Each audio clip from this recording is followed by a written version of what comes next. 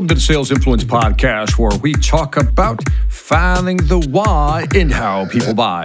I'm your host, Victor Antonio. Thank you for joining me. Thank you for lending me your ears. By the way, if you haven't checked out our Sales After Dark program, go online, check out some of the content I'm putting out on Sales After Dark, and also, obviously, the Sales Influence Podcast. Anyway, today I want to talk about something cool, kind of personal cool, not big cool for you maybe, but personal cool. Now, in one of my past podcasts, I was interviewed and I talk about how I really love old samurai movies, like Japan samurai movies, like 1950s, 60s samurai, Akira Kurosawa type of samurai movies. I'm just a fanatic. I can't explain it. So somebody on LinkedIn sent me an article that he thought I'd be interested in. Now, I thought that was so nice. That's so cool when somebody hears you on a podcast and then actually sends you something that you're interested in. So I mentioned this on the podcast interview that I like these samurai movies, and he sent me this article. He said, Victor, I think you'd be interested in this article. Just thought of you. Now, see, that's connecting. Now, that is connecting. Anyway, the title of the article is called Become a Business Samurai with Musashi's 5 Powerful Lessons by Luis Romero off of Forbes magazine. Now, let me just kind of describe. It'll be worth your time. Just listen in. I'm going to tie it into influence and persuasion. You just have to really just kind of let me get the preamble on this one going. So in the 17th century Japan, I'm reading some of the article here, there was a samurai so skilled that myths started to grow about him while he was still alive. After his death, he became a legend of supernatural skills with the sword. His name was Miyamoto Musashi, and he is known to have gone undefeated after more than 60 duels. Interestingly, not only was Musashi a master swordsman, he was also a poet, an artist, and philosopher. I got to be honest, I didn't know that.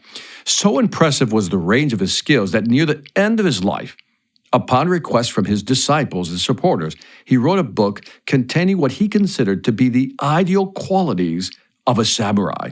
The premise of the book is that a samurai master must explore all crafts and have a proper understanding of all trades in order to be the best possible warrior. Hang in there, I'm getting to the good part. This is the Book of 5 Rings, a martial arts manuscript with lessons from every walk of life, including business. Now, in order to understand the business application, here we go. Of the Book of the 5 Rings, we must first understand its origin in Japanese culture and the martial arts. The book is divided into 5 chapters based on the 5 elements of Japanese Buddhism: earth, water, fire, wind, and emptiness. Interesting one.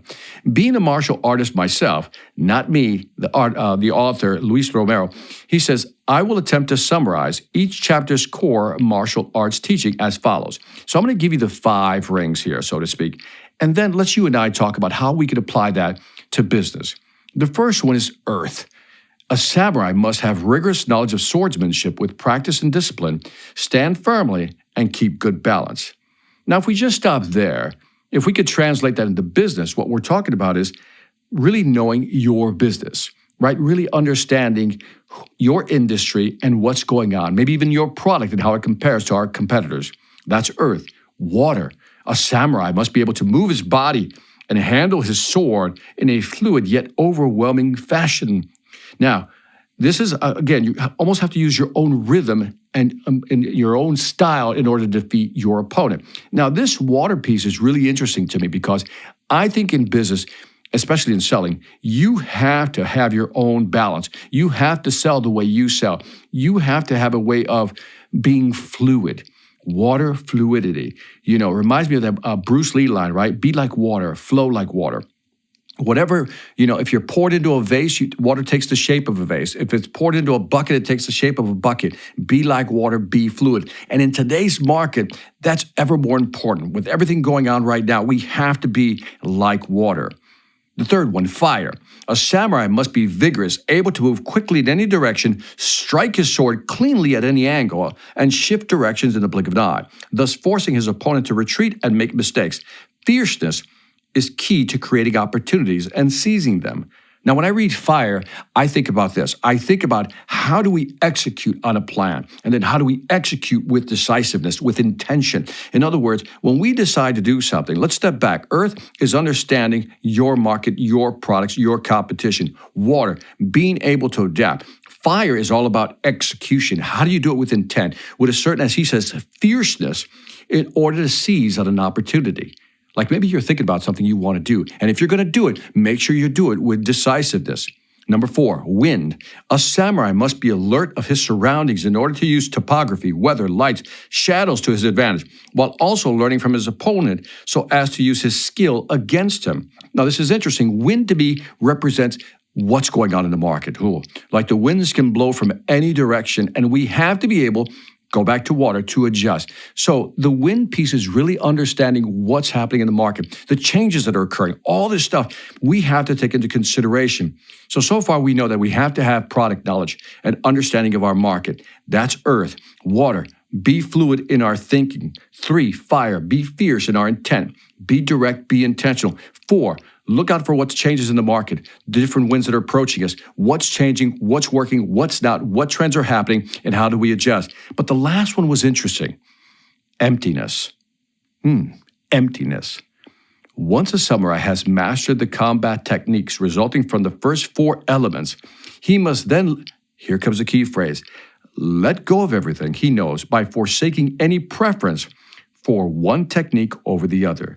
The samurai master must become one with his sword, contemplate all techniques, and choose the best technique at every single moment until victory is achieved. Now, the line I love there is that you have to let go of everything, forsaking any preference. Now, this is interesting because one of the challenges business people face today is their inability to let go of the past specifically.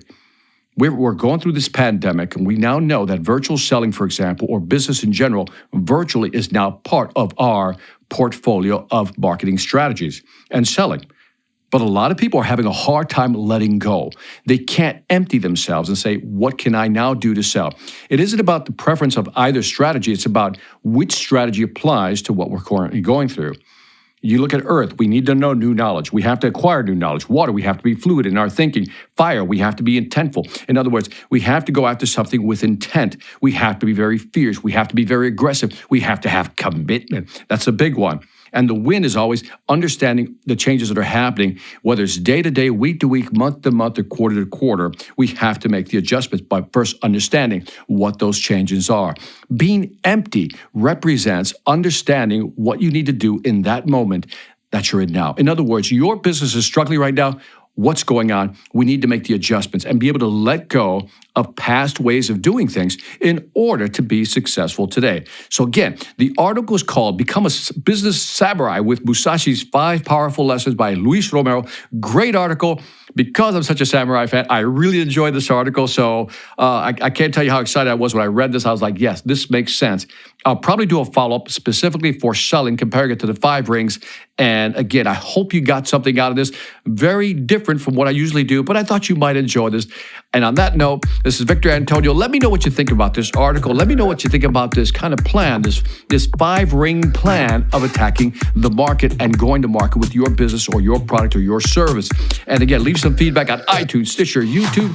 You know where to find me. Spotify, Pandora, I'm all over the place. Also, when you get a moment, check out the article, but more importantly, check out the Sales Velocity Academy. We just added some new courses to help you sell more effectively faster. And lastly, this is Victor Antonio, always reminding you, selling ain't hard when you know how. Take care.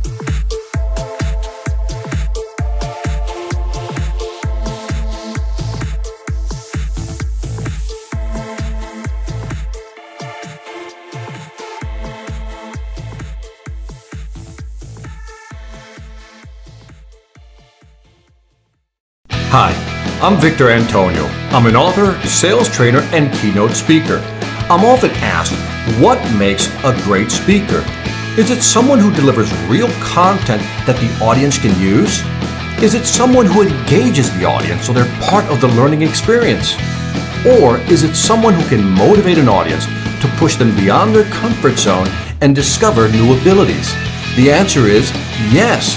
But the most important thing to remember is that I'm not there to look good. I'm there to make my client look good. Simply put, it's never about me, and it's always about them.